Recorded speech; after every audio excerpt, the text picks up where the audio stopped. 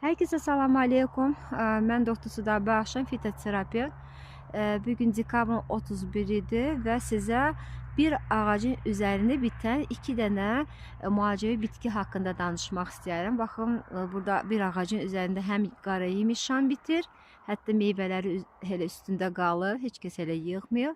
İkinci bitkisi də bizdə öksək otudur. Yəni öksək otunu çoxumuz eşitmişik, bəlkə də belə yaxından görən olmayıb. Həm meyvəsi var üzərində, həm də yarpaqları. Yəni öksək otu çox vaxtında onkoloji xəstəliklərdə istifadə olunur. Onun digər də müalicəvi təsirləri var. Xalq təbabətində geniş istifadə olunur. Yəni öksək otu sərbəst radikallar bədəndən təmizləyir, detoks effekti verir və ona görə onkologiyada çox yaxşı təsirə malikdir. Və revmatizmalarda revmatizma ağrıları aradan qaldırır. Sonra klimaks dövründə də müalicəvi təsirə malikdir, gözəl effekt verir. Həmçində epilepsiya və asma xəstələrinə də müalicəvi təsiri göstərir.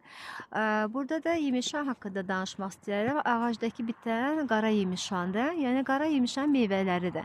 Yəni yarpaqları və çiçəyi hal-hazırda yoxdur, çünki indi dekabr ayıdır. Amma ki yemişan meyvəsi də çox faydalıdır.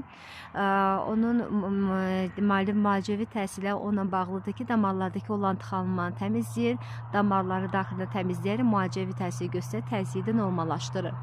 Bu qədər. Salam aleykum, sağ olun.